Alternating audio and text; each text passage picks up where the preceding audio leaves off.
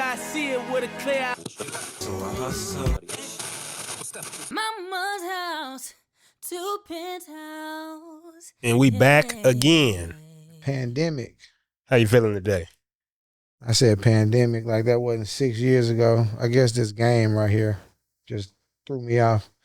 That's a How good do you game. play with people? So pandemic is actually a good game. So that's over here. Yeah. Maybe That's over here? Yeah, this yours or something. Yeah, I must have left that. Or during no, the movie, when so. after the White House or something, it got shit. Yeah, because the I pandemic. remember having a tape player, Yeah. that was yours. This is a cooperative board game, though. That's the difference between pandemic. So most board games, you trying to actually beat the other players. Yeah. This board game, you get people together and they work together to beat the game. Each time it's different scenarios and stuff. It's actually a pretty fun game, pandemic.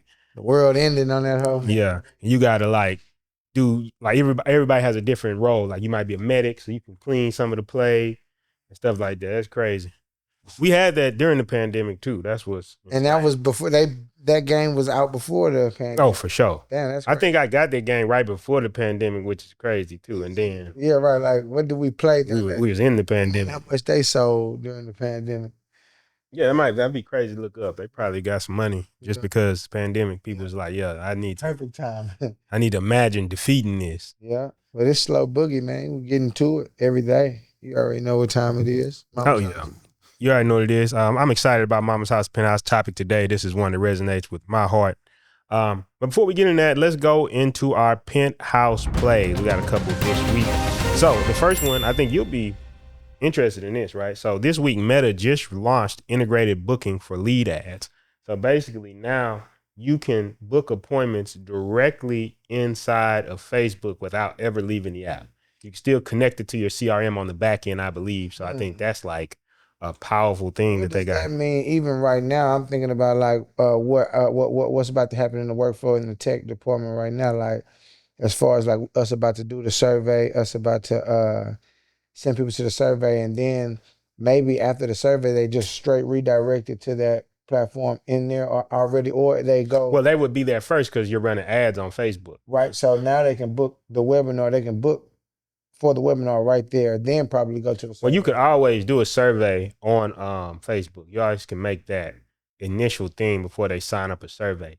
Typically, though, and you have to test this for different businesses, what I found with running ads is that a lot of times the lead quality you get on Facebook versus sending them some type of survey tends to be a bit lower. However, you will get a lot more leads because they don't have to leave the platform. So that's the thing So that it I was could be thinking about. a balance there because you're booking now. Yeah, it might not even need any survey anymore because I would imagine that the if it's like how they already had it with the form system, they're gonna allow you to.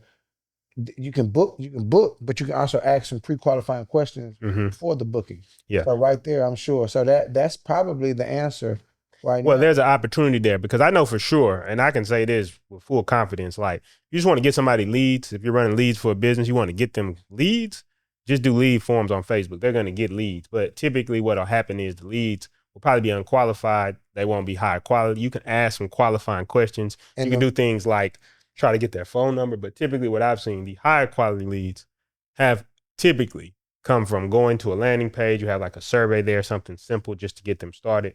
And then after that, if they go through that process, they tend to be a better lead. Anytime you have a bunch of leads, you're going to always need an appointment setter too. So it's like, that's basically like like if it's a bunch of leads, like you're going to need somebody to call them. Yeah, you need some type of appointment setter. And I mean, I'm pretty sure people get good quality leads. I think it probably is industry specific. I mean, there could be an industry where the Facebook lead forms work, but I think because it's a new feature and it's getting rolled out, it's probably a huge opportunity for a lot of businesses because the advantage of doing it all on Facebook is that people already trust Facebook. And the less now the appointment setter is just following up to make sure that any questions before the webinar, any questions before the appointment, which is still a strong call, but it's not an appointment setting call no more. It's now and they've already opted in. They're already like, oh yeah, I'm excited. Hey, here's some things to prepare for your call, which could help with your show up rate too. No, this is exactly where we are right now. You know, so that's live feedback in the playbook. Like you getting real time feedback. Like what we're about to do as the tech department, we finna go, like we was about to go do the survey to amp up the leads, and then get them to book. Same thing, but now that it's doing all of that in Facebook, I'm gonna have to go look at that. Yeah. Because that's exactly that's live change. I'm live right now in real time, changing the play. Yeah. Real life. So that's basically, if you are running something where you're a lead generation business, you want to look into this, because Facebook has made a couple changes. They also made some changes to their conversion and how they do remarketing. But this might be a change that's helpful to your business because you actually do lead generation. So booking appointments, you can all do that. You can do all that on the app now without having to leave. And a lot of times you can keep people on the same platform. It works. You just have to test against going to a landing page to see about the quality of the leads. And that's what we'll see over time. We won't know because it just got released, but over time, we'll see if that quality improves as well by booking them on the platform. Them good qualifying questions going to get them out of there. I can see, you ready to start today or in 2 weeks? Yeah. Well, like I said, I would just test both of them to see what quality you get. Then you'd be like, okay, yeah, because I told you know this about me. I'm not gonna be like, oh, it's this way. I gotta do it this way. I'm gonna just test, and then once I test, then I see, oh, this one works. Then I go with what works. Fundamentally, it makes so much sense though. Like when you know data, like people don't like to leave the platform, so yeah, you know that. Okay, so the next one is strategies winning the AI ad war. So basically, Meta also just released a new guide this week with the best practices for AI generated ads. So the whole thing is that a lot of times on Facebook now, you can use AI generations, actually use these, and they have been effective. To be honest with you, they've been effective. They will generate ad variations for you. Now, the thing I will say is that if you're going to be doing this, you want to make sure that you're still in control of the overall strategy and you're going back there and picking which variations that it chooses. Because we had somebody that picked a variation and they weren't too happy about the variation.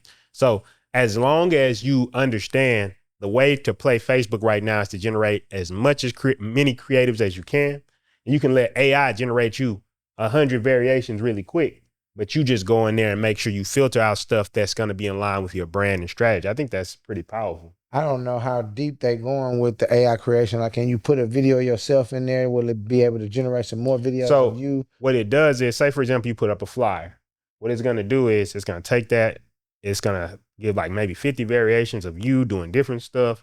Let's say, like we did it for a concert. So it had the artist, but then it had the artist sitting there on stage, had them on, like it just had a bunch of stuff. Okay, it did. Yeah. So, and then it did variations that were not the artist there, but like maybe a crowd of people talking about get into the event, stuff like that. And when you run all those, you'll be surprised. Some of those things actually convert. And it's probably because they're pulling all that data from all across Facebook.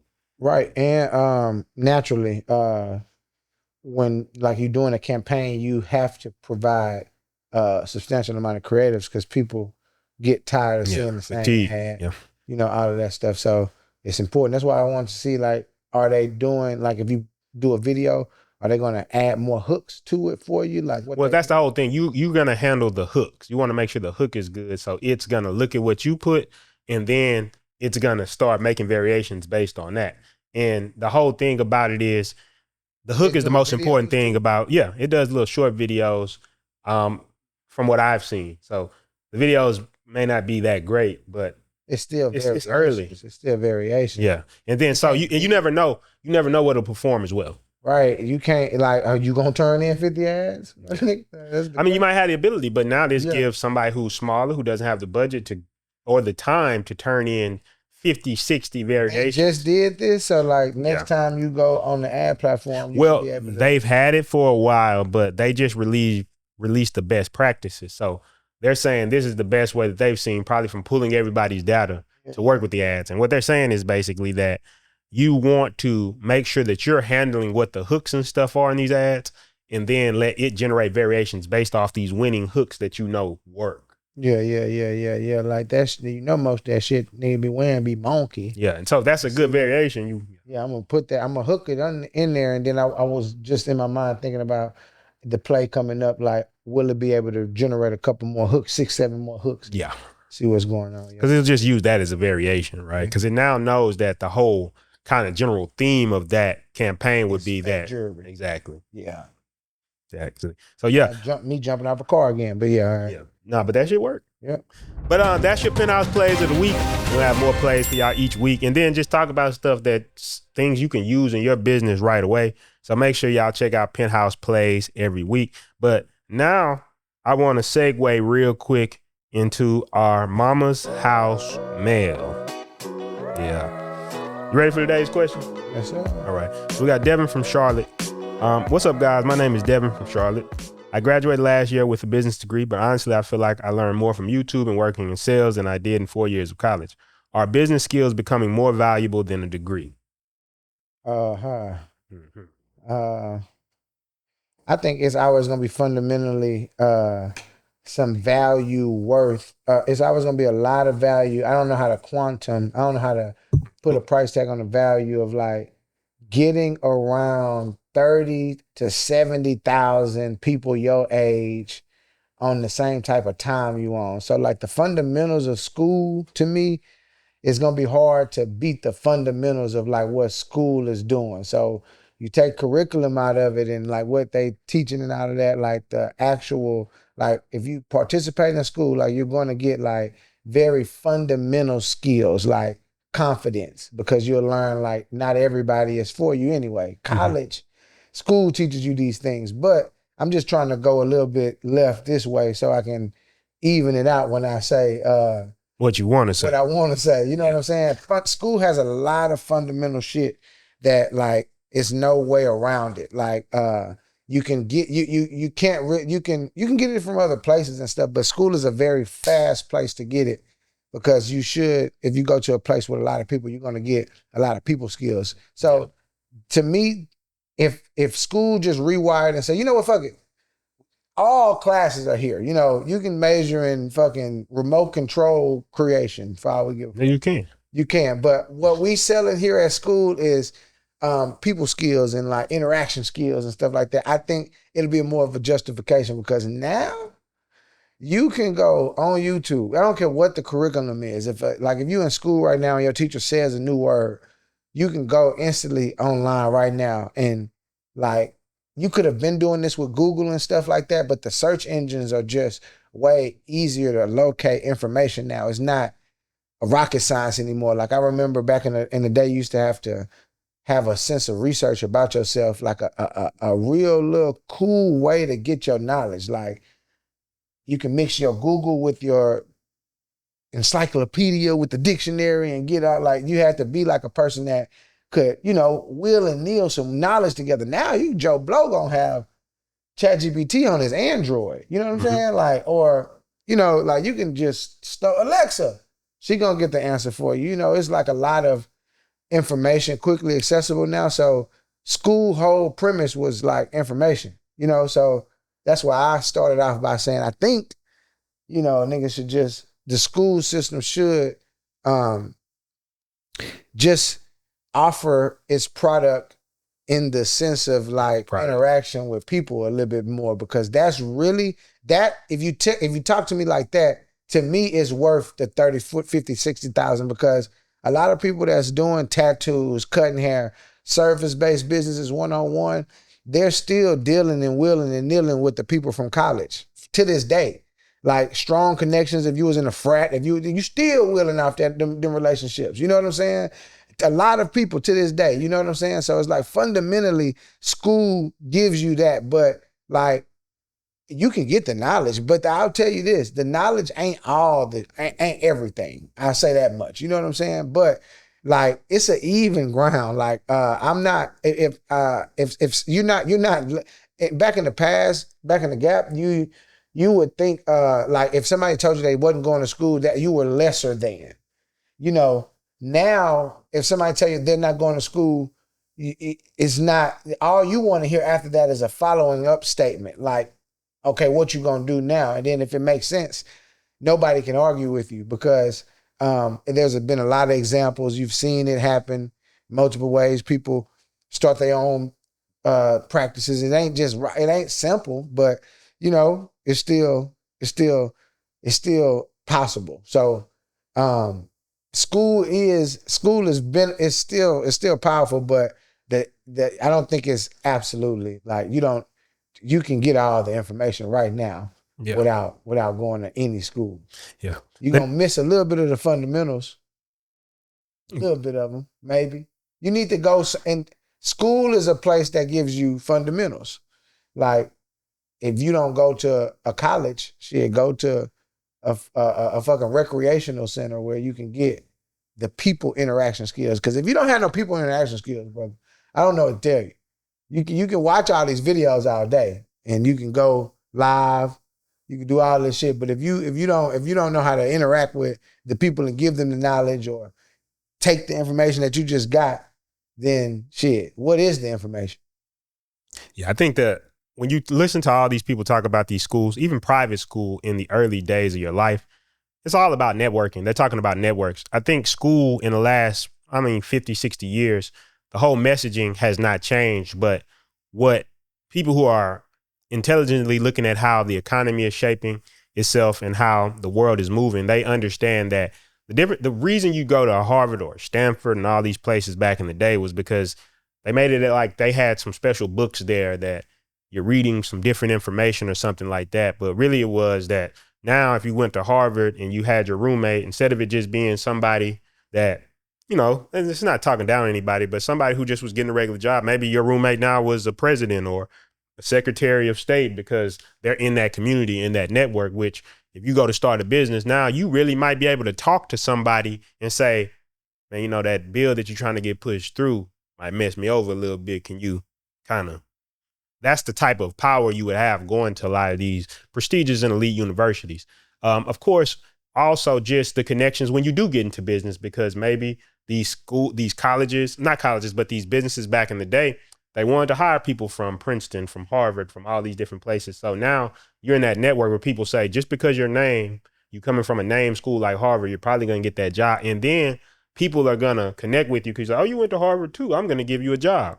Whereas when you go to other schools, let's say you're going to, it still kind of works with HBCUs, to be honest with you. So you go to HBCU and you meet somebody else from an HBCU, they probably going to look out for you. However, those bigger schools, the name is something that rings bells regardless of where you're going, right? You say Harvard anywhere, you pretty much got the job off top. So the networking has always, to me, been the most important thing, but it's just becoming more prevalent now because we're seeing that it's easy for ChatGPT to pull up all the information that you have in an instant.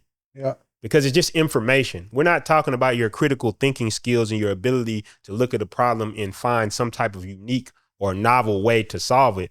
We're talking about just information.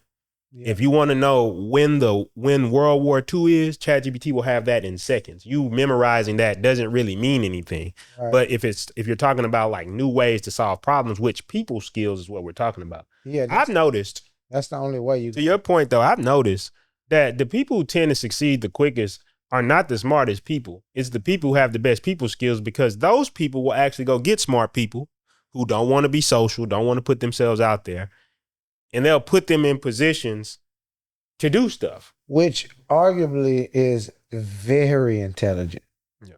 Well, you just understand that you've grown up a way, you understand to get the things you need done, you're going to have to work with people. And if you're smart and you get it, that is actually the end goal of everybody.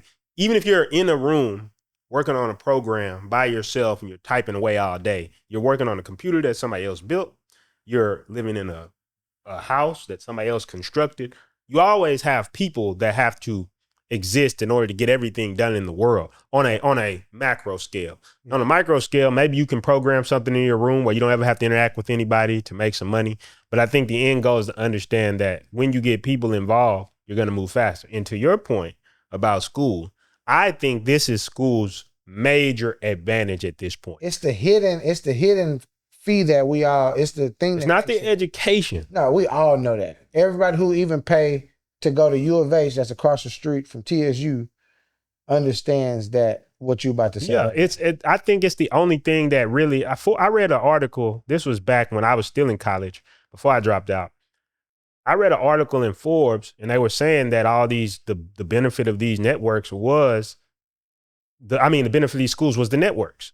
And as somebody who went to college, players of fraternity and stuff like that, all that stuff still applies right now. Even though I didn't finished college, I dropped out to start a business. I still have worked with a lot of people. A lot of contracts have come from people who knew me from college.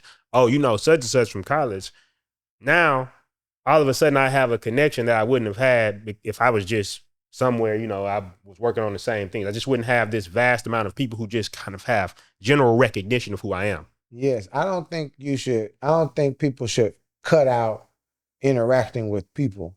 If you don't have to go to school to get that neither. That's another big thing. Like, for sure, you can like, but it sure does give you an easy way to get that type of interaction. Because if you're really good at networking, yeah, I mean, you could go to networking events for years, and I think too in your formative years it helps you out a lot. I mean, you could start a business in your college, and that's what I'm trying to say. So like, you get the fundamental skills from going to a place where, like, that's why I painted the picture of school being like a place where like 30,000, 70,000 people that's around your age and they all like-minded. You know what I'm saying? It builds your confidence, because like when other people, yeah, it's gonna be people that's not on what you own and stuff like that. So you'll quickly learn that you can just leave that community and go to another community and like thrive. yeah. And that's life though.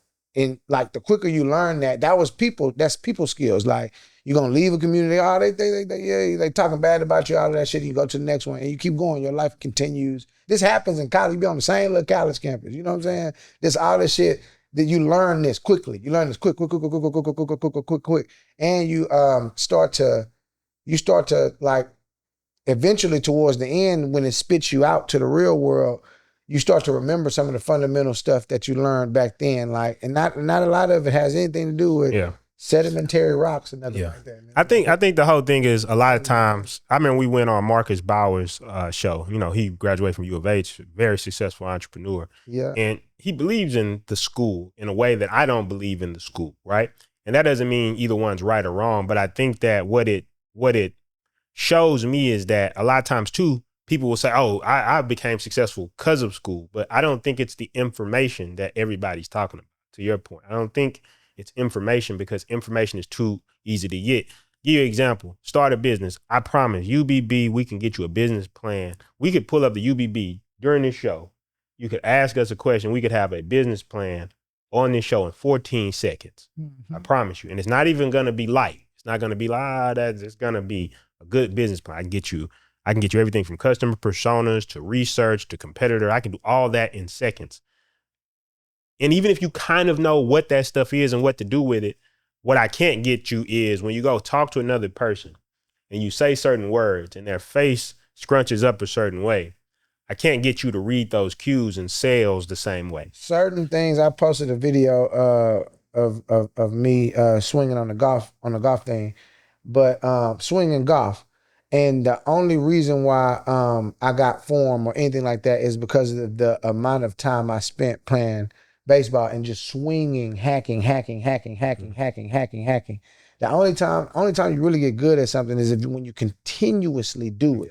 You have to continuously do it. I mean, you gotta, it has to literally be muscle memory. You gotta do it. Continue to do it.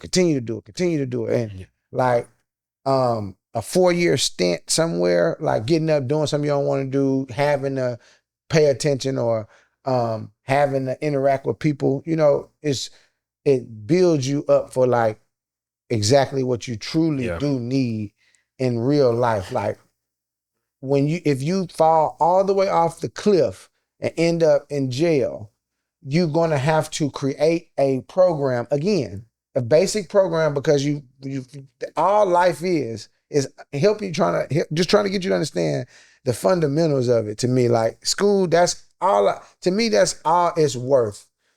If we could just take the education out of it, if we could just take the education, like thinking that you're paying for education, like it used to be like that. Like it used to be like, I'm about to go get my degree. You know what I'm saying? Well, even if you think about what has fundamentally happened, there was like this magic trick everybody was doing to me back in the 50s when they talked about the American dream. You know, you could graduate, You could get a job. You could have 2.5 kids, white picket fence. That was like 2.5 kids? 2.5 is just a funny way of saying you would either have 2 or 3 kids. So average was 2 or 3 kids. That's a 2.5, half a kid. But point I'm making is, and it was because, you go to college and it was like, people were thinking about these degrees like engineering and thinking about degrees like being a doctor and stuff like that. And those things are always going to be relevant because you need somebody to get a human cadaver so you can work and start cutting somebody's body open to understand it. Yeah, Doctors, and of course. repetition on that has to be. Of course. Yeah. But I think that what most people are talking about when they're saying that school is becoming useless is all the other professions where you don't need field experience. I don't know if you want somebody putting up one of these buildings who hasn't got to go to a lab and understand like how engineering works and how a building is constructed. Radio, television, and film, prime example. Those are ones, no. But what I'm saying is, but you could still get the networking side of it because you got a lot of like-minded people. Yes. I think the whole thing with this argument is when people say, are the business skills becoming more substantial than a degree? I would say, what are you trying to do? Because a lot of stuff that people are trying to do, like basic business skills, you don't need to go to a 4-year college in order to get the business skills. This is obvious now. I think this is something that we know now. But I think the biggest thing that I've seen, one of my favorite books I read when I was first leaving college was The Education of Millionaires. In The Education of Millionaires, one of the big things they talked about in that book was that selling was the biggest thing that you get when you're trying to be an entrepreneur. So entrepreneurs, they find that when they go out into the regular world, a lot of what they learned in college is not that useful because they don't teach one skill in college. If college would just say, man, we're going to teach the skill of selling, I think college could actually become a prominent place again. Like you had some of the top salespeople actually telling you sales psychology, but the whole problem is that is looked down on in academics. In the academic world, selling is looked down on as like a nasty thing. Not only in the academic world, in the athletic world too. I don't know why it's like that. I think when you and it's such a horrible mindset because in order to sustain your family, in order to really, really, really do some generational, damage financially, you need to. I mean, it's like when you were growing up, Michael Jordan. When you was growing up, I know people used to be like, man, trying to sell me. No, I remember, bro. I remember being. I could vividly. It just sparked something when you say that. Like academically, no one. Why wouldn't you have a sales department? You have a. I mean, why wouldn't you have that, right? Because it is looked nasty upon, like making sales. Like the whole thing is like, if you walking around dressed nice, somebody might be like, you like a used car salesman. And used car salesman, the whole dynamic of that is basically saying you're selling a used car. This is what I think from all the programming when I was young. Used car salesman sounds like to me that you got some janky ass cars back here. And when I come to the lot, you're about to do some mental trickery to try to get me to buy a car. Instead of understanding that true sales, in my opinion, is not about scamming somebody or tricking somebody. It's about, I know how to solve a problem for you, right, and I'm going to find you the best solution. Right. In my mind, all I thought of is cars that actually work, that are used. That's your initial premise. Yeah, that's my mind. I understand what you. Yeah, I'm thinking like, and that's what we were saying too.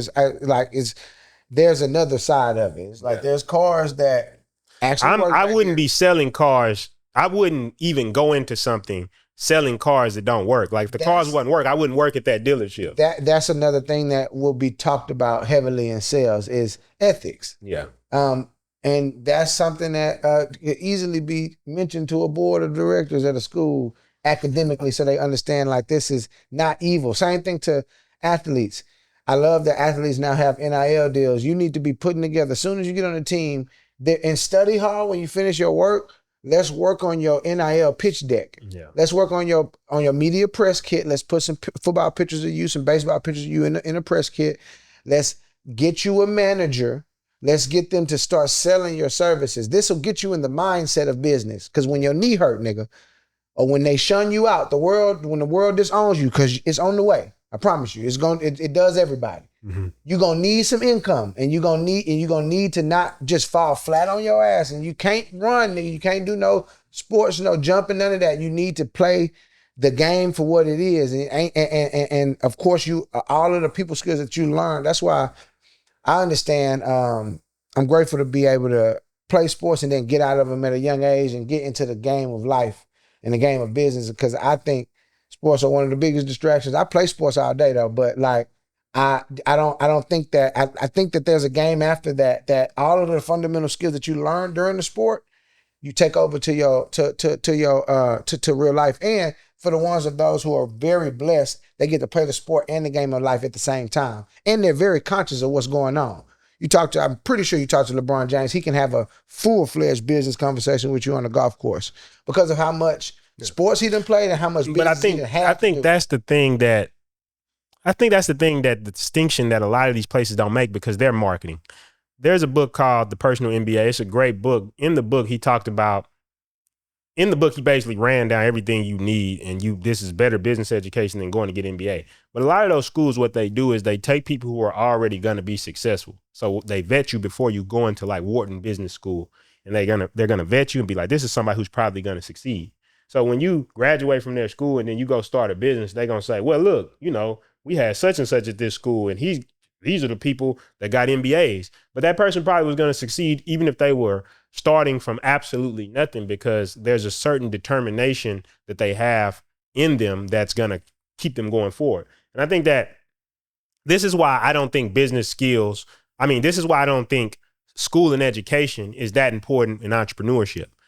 My whole thing is fundamentally it's the wrong premise. And that's why I think a lot of people who are talking about school miss the point. It's not that school is trash or people who go to school are dumb or trash, anything like that. Mm-hmm. I think it's a fundamental set of mindsets that you typically will not get in school because of the nature of the way the information is given to you, right? Yeah.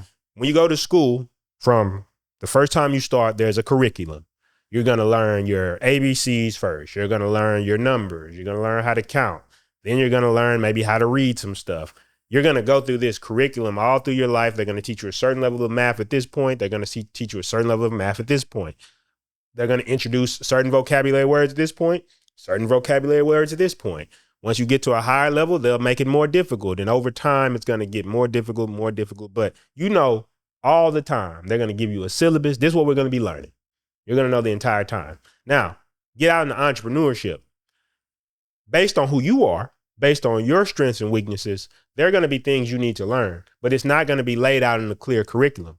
Yes, you can get a course, and the course will help to tell you, look, you need to learn lead generation, lead conversion, lead retention. You need to learn these things. However, what it's not going to be able to uncover is that when we get into lead conversion and you have to be the person to get on a pitch deck and do the call, you're shy, you're timid, you haven't been around a lot of people, you're scared to ask for the close because you feel like selling is evil.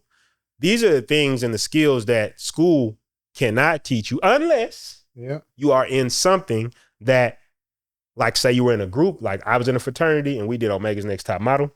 Yeah. And that taught me a lot of business skills because we had to go out. We had this one challenge we did for Omega's Next Top Model where we had to go to the car dealership that was over here off the Galleria. We had to negotiate with them to let us do a shoot with the exotic cars, right? We had to tell them, well, it's a scholarship program. It's a good look for your business. So we were selling it to them. Mm-hmm.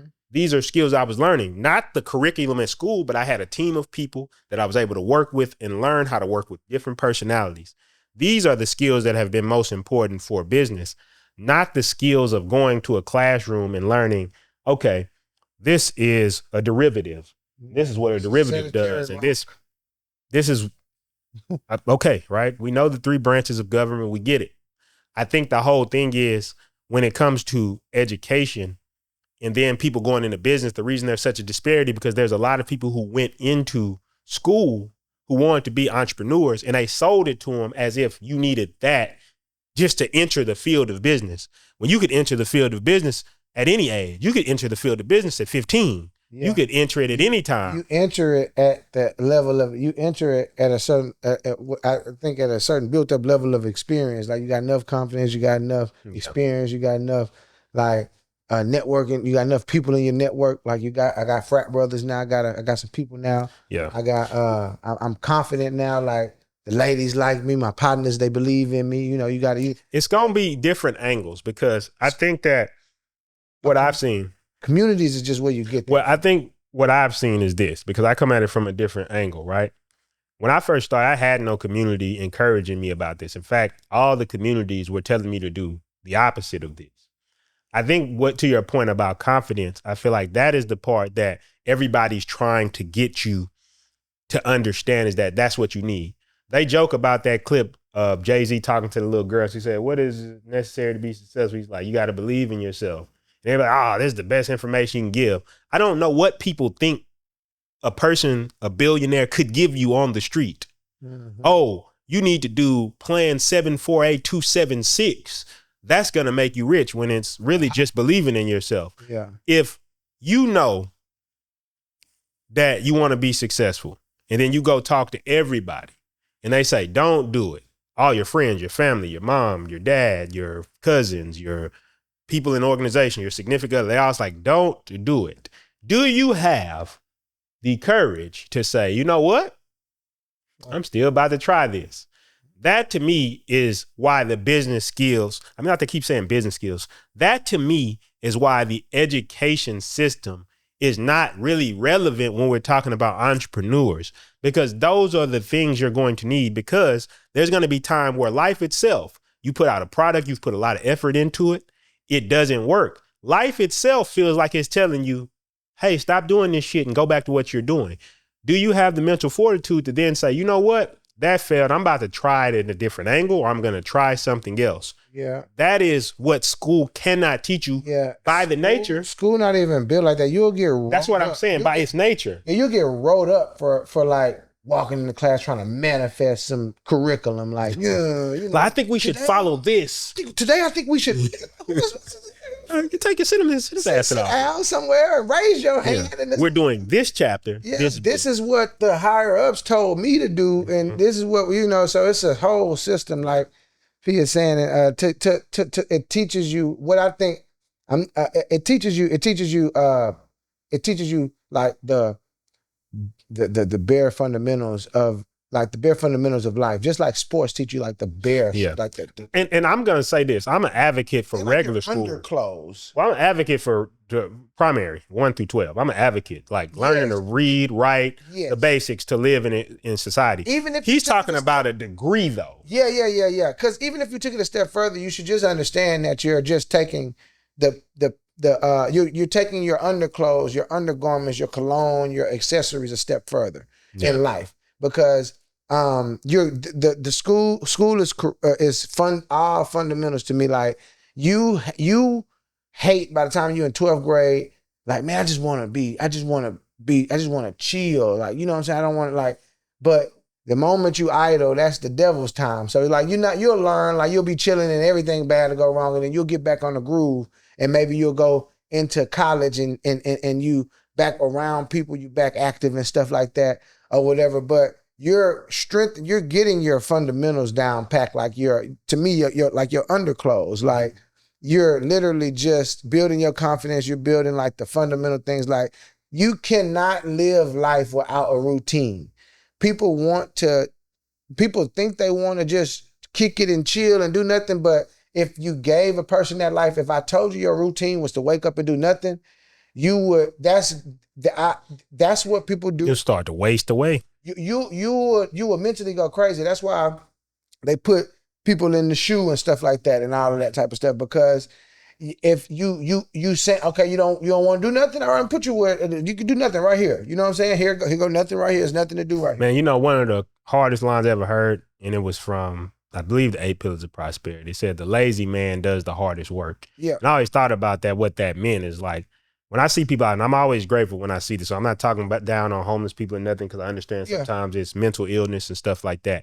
But what I will say is, I always thought about like a person who really didn't want to work, and now they got to walk around and try to find food, try to find shelter and stuff like that, because they didn't want to work. In the cases when it's like that, if it's something else like a mental illness, that's a completely different thing. Yeah. And I think it's a whole thing. Even if you go to the point of you got to stay with somebody else, you're under their rule, right? If you got to sleep on their couch, and they can tell you, hey, bro, I need you to like be doing this today. I need you to be doing this because you living here. Yeah, and it's like, you're going to do the hardest work because you want to be lazy. Yeah. I think the whole thing about this whole game and everything of life when it comes to businesses, that there was this whole other world. This is what I discovered being an entrepreneur.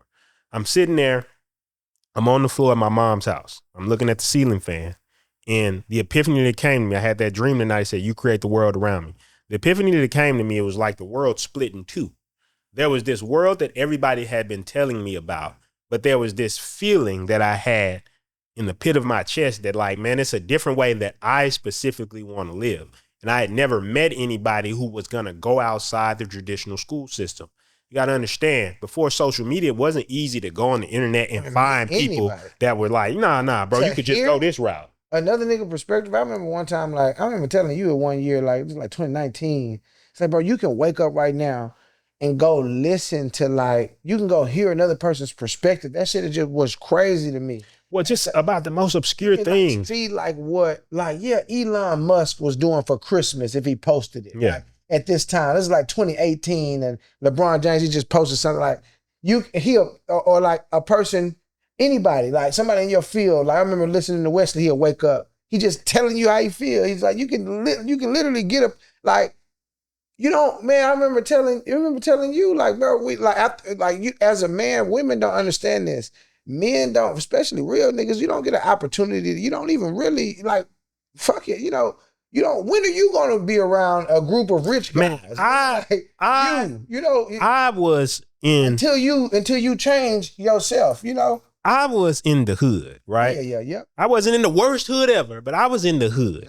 The point I'm trying to make is that even the idea of feeling like I could go work for somebody for free, that was a foreign idea.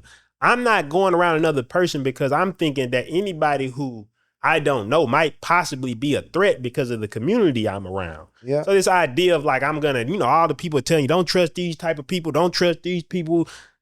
This whole cloud and community that I'm in is doing everything to reinforce me not to think outside the box. To me, when I was young, anybody who didn't go to school was a bum. Yeah. You were going to fail. Like, just the fact of not having school, it's like, I used to think that school was giving you some type of knowledge inside the book that you wasn't going to be able to get unless you went there. At the point, at certain points, like before the social media age, before the algorithm popped out, it was I can see how it was very easy to sway somebody. I can see how the main premise of school was education. Mm-hmm. I can like, but nowadays it does have to be, like, the premise does have to be, I think it's time to start talking about the new premise of school. I think where people get confused is the essential jobs. And so you get somebody who's arguing for school, and then you look at what they do. Maybe they're a doctor, or they're a lawyer, or somebody who has to do something that's extremely critical, which I would say that you have to do some type of field work. So I don't think if we had to build, it's a high rise over there, right? I don't think if we had to build this high rise, you would want somebody to say, man, how'd you learn to build high rises? Man, I was on YouTube last night. I don't think we want that. No. If somebody's about to walk in and do your surgery, I don't think you want somebody to be like, oh, where'd you learn to do surgery? Man, I was on YouTube and I read like 2 books on this, so I'm about to get in there. Good, yeah. You the first one. That's why I think we act like this is not an important function of schooling, training. But what the school system did, in my opinion, was then try to get the juice from those type of professions and sprinkle it across everything else. So now you're a communication major and you think you need school to teach you editing and how to hold a camera? Yeah. You think $50,000, you think you need to go years of learning how to do accounting to learn to be an accountant? Not today. Not today.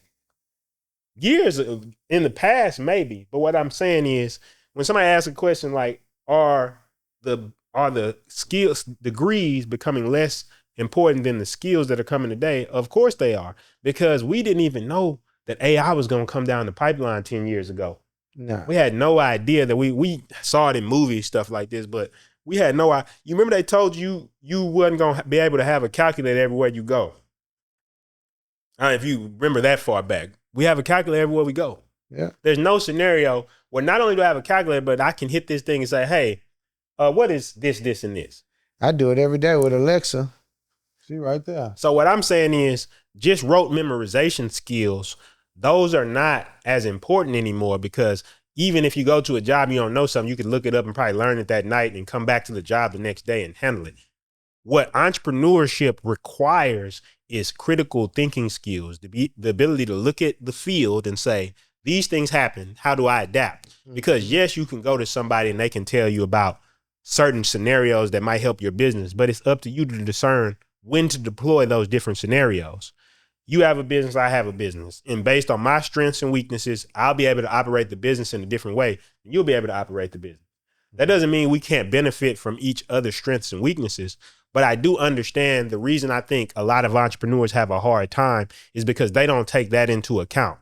If you're looking at somebody who's extremely social, the way they might go about doing their business in the beginning is going to be completely different from you. You might be more of a technician. You know how to build the back end and do all the services. That person may be more of a social person, so they're going out there and they're collecting teams first. You both need to do this if you want to scale to a certain point, but your method of going about it is going to be different. You as the technician, you may need to bring somebody in who's more social if you want to accelerate, because there's going to be a period of you having to work through that feeling of social anxiety of meeting people. You're going to have to deal with that unless you get somebody who's already doing that. I know this because I was that type of person who had to go through it. So you're going to spend years getting used to being social when your method might have been, hey, I just get somebody who's social, we're going to partner, and then we're going to do this together. Mm-hmm. Same thing with somebody who's social. You could be like, I'm about to learn it all. I'm about to hit YouTube and hit the books and learn it all. Or you could find somebody, y'all connect, y'all form a business partnership, they knock out the technical stuff, y'all move a lot faster. These are things I wish I would have known starting out. Mm-hmm. That's why I feel like school can't teach you this subtle difference. School can provide a network, but school can't teach you how to deploy that network to a business end. Yeah. School can put you around some good education, good knowledge, and good mentors, but it can't teach you the determination you need when something fails to pivot, to adjust, to keep going in a different direction. So when entrepreneurs, and I'm speaking to entrepreneurs on here, they go to school and they think that school, because they haven't been told anything else. They've been told all their life. Even if I told people when I was young, oh, I want to have my own business, they say, yeah, you need to go to school and learn whatever the primary skill was. Like at the time, I wanted engineering. Go to business school. That's what I'm saying. Go to business school because it's all they know. Yeah. But business school will probably teach you some good stuff. It'll probably teach you how to build a system. It'll probably teach you how to do a business plan and write a vision statement. It'll probably teach you how to do market research, competitive analysis. It'll probably teach you how to do a marketing plan and what a customer persona is. But you know what it won't teach you? When that first business idea fails, how to get back on your feet. Yeah. And a lot of people say, oh, that's just in you. Maybe it is, maybe it isn't. I can't really say, but I think that going through entrepreneurship and getting around a community of people that tell you when your first failure happens that it's okay, those are the skills that are becoming the most important. Because if you take somebody who they succeeded the first time they tried something, that person is still shaky to me. But if you show me somebody who's failed 4 or 5 times and they kept going, that's probably the best bet you could ever have, because that person is just going to keep going until they win. Yeah. I told a nigga the other day, it's like, shit, you can get in or not, bro. I don't got time. I'm a win, man. I'm a win because I'm going to keep going. That's the only. Like Future said, the reason I'm here today is because I never gave up. And I think that ultimately when I hear these questions, that's what I've learned. As somebody who left the school system, I realized that I still go around people to this day. I didn't stop learning when I left. I read books every day. I read something like 1,000 books. Y'all know I drop books all the time. Not because I'm better than anybody, but what I'm saying is I still felt like educating myself in the direction I was going was important. So I kept reading. I read till this day. I'm constantly learning and getting more knowledge. Most people I know that went to school, once they get out of school, that's it. They don't even get any more knowledge. They feel like it's good enough unless the job or something tells them to train for some new knowledge. But the reality is entrepreneurship. And if you're watching a show like this, you probably want to be an entrepreneur. Entrepreneurship is a completely different map of how you have to approach the world. And a lot of times you're growing up, if you're not coming from a business background family, you're growing up in an environment where people only know the pinnacle being school, some type of athlete, or being some type of celebrity. There's nothing wrong with these things. You know, people are becoming famous and rich from streaming. All these things are powerful ways to go about it. And these are things that, like, what school is going to teach you how to stream? Unless you go to streaming university, I guess. Mm-hmm. What school, like regular education school, is really going to teach you about that? They're going to go there and say, these are the things that the top streamers do. But the only way to get good at streaming will be streaming and observing the people who are good at streaming and figuring out what they're doing, what's causing people to want to watch them. Like streaming university. That's what I'm saying. That'd be a good place because it's specifically based on streaming. I really think that should be the future of education, in my opinion. Some shit like that. I think that even with business school, I think it should be entrepreneurs who put you in scenarios. If you're going to put somebody in the lab, like your whole thing in the school is to build a business. Yeah. Like the first day you get there, you start your, but they probably do have something like that. Right now on YouTube, they're running ads. Like you can, if you can get your MBA by building a business. Yeah, I see MBA that. by building a business right now. So they're gonna pair you with a ad agency or Entrepreneur, yeah. or somebody that did it already, and then you're gonna do it, and then you're gonna get your MBA. Yeah. And that's what I'm saying. Once again, they're going to pair you with somebody and basically make sure you succeed. And then, he got an MBA from us. It's a fundamental thing. Like really, I'm thinking about just the pairing part. Like that's what you would do in school. And that's ideally what you hoping to do. I'm fascinated because learning a language, I always talk about this because learning a language taught me about immersion. And I think immersion is that's how you learn the language. You didn't learn the language. You don't know English right now because you learned the grammar rules at 5. Nobody was sitting at the house and saying, you know what? This is past present. This is present tense. This is future tense. This is a hanging participle. This is when you finally immerse in something and you've experienced some people in awe of you doing what you immersed in, and then you looking over like, damn, come on, yeah, like for real. Then they're like, bro, this shit is amazing. You like, nah, bro. I mean, no. I feel you, but no, all I did was just Japanese one of the hardest languages to learn on earth. When you listening to it, you think, man, how could I ever understand it? Swing at it long enough. Like hajimemashite, Prinston desu, yoroshiku onegaishimasu. Like over time, it's like it becomes easier to do it, right? Like I could get on here and introduce, hey, today we're gonna talk about this. But when I first started, I thought that was impossible. What that taught me was this is the same way I approach business. When I first got into business, it seemed like so many concepts. It was so difficult to understand. But the more I immersed in business and tried to create businesses and failed at businesses and tried business ideas, and this idea didn't work, but this idea worked, I started to get almost a intuitive sense for, oh, this is what we need to be focusing on next. This is what we need to be doing. This is what will work, and this is what won't work. When you go talk to these gurus who have been very successful and they have $100 million businesses, what I realize is they've done enough to have an intuitive sense for when you're talking to them to say, oh, I know what the problem is there. It's not some type of magic or God-given talent. If you stick in the game long enough, you will also have that sixth sense when people are talking to you. You will also, when somebody's talking about business, be able to, without even really hearing a lot about their business, you'll know the bottlenecks. Yeah. And I think that's why the degree in entrepreneurship is damn near nothing. Because what is it? If you walk into a business world, if you're going to a client, you're like, you know, I got a degree from Harvard. That's cool. Can you fulfill the product? Yeah. You think the people give a fuck if you went to school for jewelry? Like, am I going to get my piece or not? That's why I like what the school is doing on YouTube. I don't know what the name of the school is, but they're pairing you with somebody who already, I think, sold a company in that area. So, yeah, it's a successful company, and I know exactly which ad you're talking about. Yeah. And I think that's what school will have to do in the future. Yeah. Because that's what Streamers University is. If you think about it, it's like you want to be a streamer, I'm gonna bring you to a place with successful streamers, and they're gonna help you out. The way that you're actually going to succeed, though, it's fun. It's the only way you're going to be able to use school to succeed, because what they're actually exchanging is not education, but mentorship, which is a very specific education where somebody can correct your mistakes. Like, you do this, and they be like, oh, no, do that. Mentorship spurs from, that means you plan now. That means, okay, you just left the field. Now you talking to somebody about like the stuff that you experienced today. Yeah. It's like, man, somebody left again, bro. Like, don't trip. You got your account. You got your HR account. together, right? Yeah, everybody.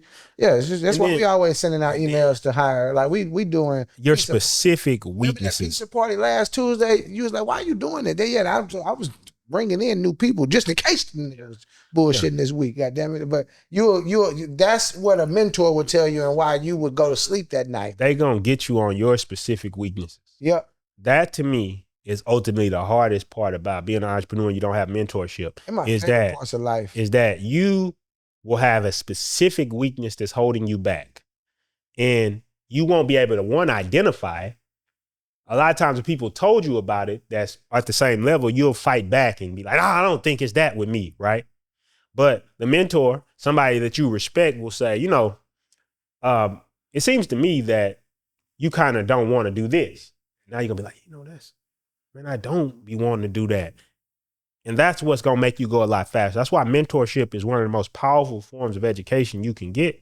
Because like he said, when you make a mistake in the field, you go talk to somebody who already understands this, they're going to give you that, oh, that's not a big deal. You're right on track. See, if you had that same situation by yourself, you might feel like it's over. I just need to quit right now. If you've made it a certain point without quitting and you've had no mentorship, you should pat yourself on the back, because I know there was a lot of ups and downs and difficult times, and you still just for some reason said, I'm going to keep going. You didn't have a reassurance of a mentor to say, keep going. And there's nothing wrong with having either or, right? If you can get a mentor, even at this stage, I would say get you a mentor. But the ultimate thing you have to understand is that the degree is not going to do you much good out here, because there's more intangibles, as they call them, that you have to develop to be successful as an entrepreneur. You have to immerse in this game. Like, you going to Harvard is not going to make you successful automatically. It may put you in the door, may get you some networks, but putting together that product so the average person buys it, that's still up to you. It don't matter what degree I have when I go to deliver a service for the client. Either I can deliver the service or I can't deliver the service. And the better I get at delivering the service, the better I get at marketing the service, the better I get at putting the right people in the right seats, the more I'm going to succeed in entrepreneurship. No degree I got would have helped me with that. It's people with degrees right now that I know that could not start a business to save their life. Could they go do a job for a person working somewhere? Yes. And that's great. I'm not one of these people who shits on 9-to-5 people, because 9-to-5 people work for us. Mm-hmm. I understand that certain people have a certain way they want to live life and they don't want to concern themselves with certain things, and that's fine. But you as an entrepreneur, I believe the whole thing you have to understand, I've talked about this before, I know we've talked about this, is that the reason that you even think the degree would be relevant in entrepreneurship is because of the script you grew up with. When you get into this world, you got to throw that script out. You got to throw the whole degree script out. That's not going to be relevant. If you come to me, I don't give a damn where you went to school. I just want to know, can you deliver what I'm saying? Yeah. And most schools just let you know, maybe he got a higher chance of delivering the deliverables. Yeah. He went to Harvard, maybe. He went to PV, maybe he gonna deliver. Well, I think that he went to TSU, maybe he gonna deliver. I just think that outside the box thinking is what you need in business. Creative thinking. You need to be able to look at a situation. Like, you heard some stuff on the weekly play on the Penthouse plays this week, right? You said, oh, that's something I could probably do in this situation, right? So you got your whole business kind of in your head. Yep. Like, oh, I can make an adjustment here that would improve the business, because I also know that I've been doing this thing and I've got this data about this. So all these data points are coming in your head. All these data points are rolling around your head, and you're like, I'm pulling these data points together and I'm going to be able to make these data points mean something.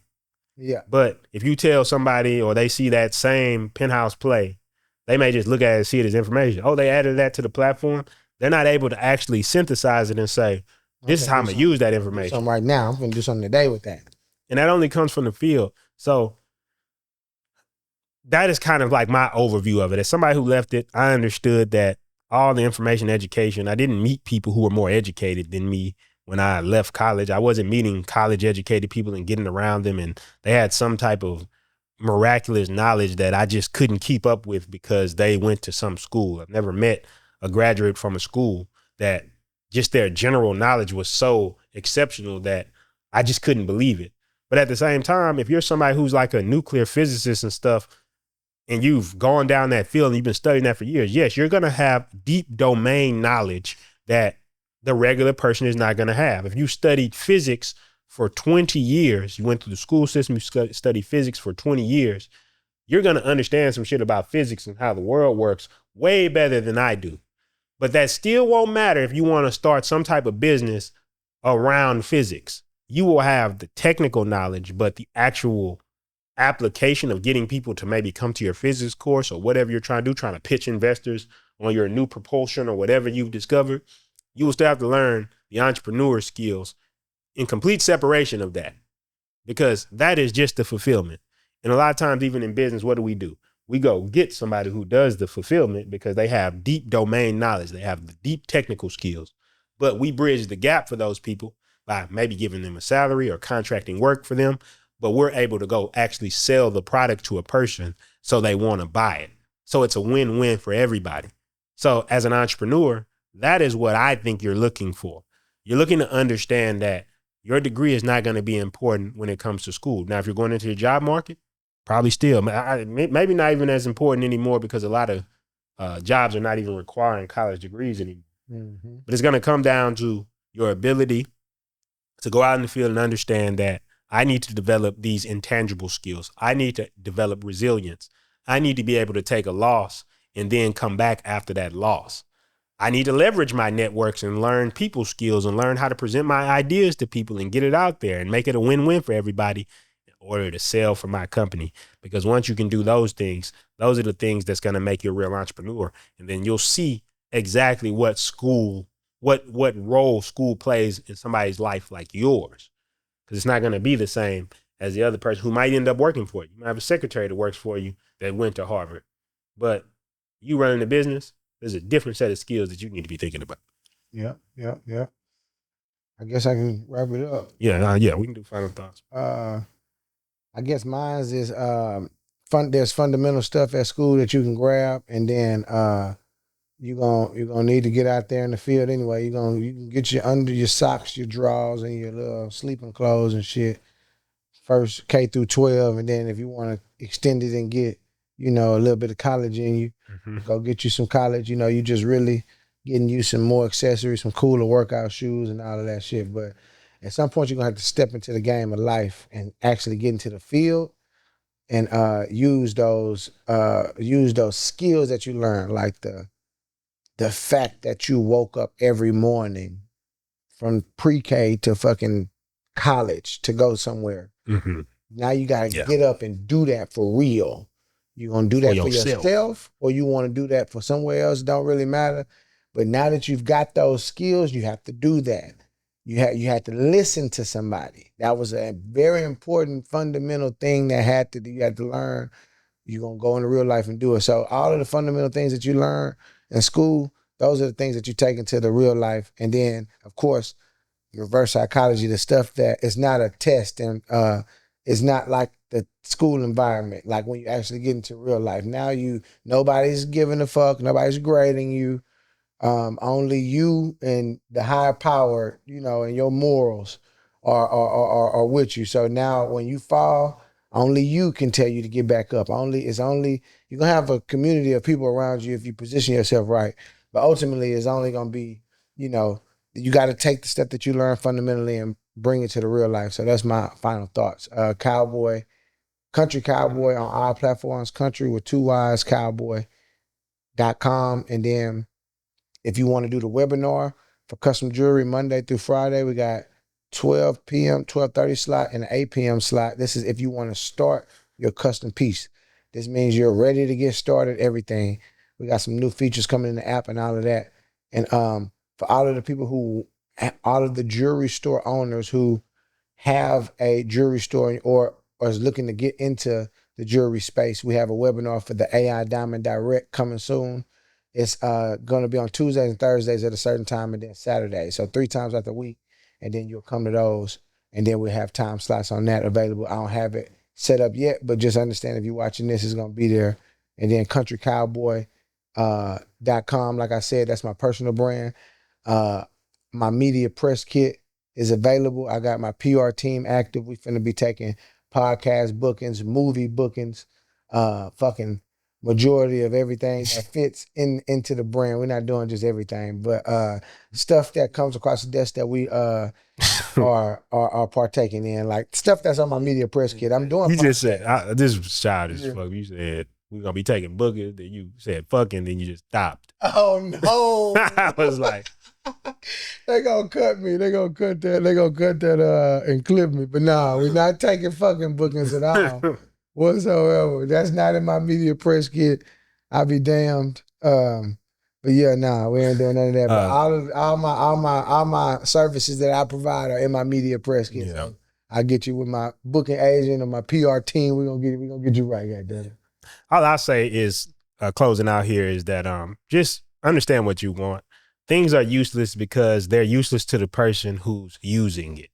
If you're actually using that degree to go into the workforce, I think it's a very useful thing for you. It's the tool you need to go in the workforce. As an entrepreneur, it is just useless because it's not a tool that's going to necessarily help you. You could bypass it completely and be just as successful as an entrepreneur. And I think that's the only thing that will make it useless. If you could bypass and not use it at all and still be successful, it makes it useless. Now, you may be able to flip some of these degrees and turn it into something that's actually useful for you. And that's a great thing. But as far as the way I look at it, just having a piece of paper, unless it's something that you got in the field in order to use it in your business trajectory, 90% of the time, that shit is going to be completely useless in the realm of entrepreneurship. Prinston Hicks on everything, PRINSTONHICKS. If you want to understand how to put together a fully automated business that runs without you, then all you have to do is on any of the posts on my stories or on my pages, just comment Empire below. We're going to send you a link to it. We also have the replays available. So you can go to the website, check out the replays, and we're going to walk you through the entire process. We walk you through exactly how to set up these systems, how to set up these tools to run a modern automated business, no matter what type of business you have. You know, the follow-up, the AI appointment setters, have somebody calling and doing follow-ups, even on your contracts. Don't you use it for to call the people who are on contract over and over again until they finally sign the contract? Yep. So just completely everything that you need in the business. These are the type of things that we talk about on this call. And if you get in there, we also have, for all our people on there, we have the revenue flywheel. So when you get in with us, we actually train you every week on how to succeed in business. So this is a community you can join. You can post your wins. You'll have people in there just like you going through the process of learning how to build a business, getting that mentorship in like we talked about. Mm-hmm. So make sure you do that. Prinston Hicks on everything, PRINSTONHICKS. Appreciate you for watching today. This is one of those topics that's near and dear to my heart. Anything to say before we go? Peace. Get out of here. I came up from nothing, started from the bottom. I see it with a clear eye. So I hustle. Mama's house to penthouse, yeah.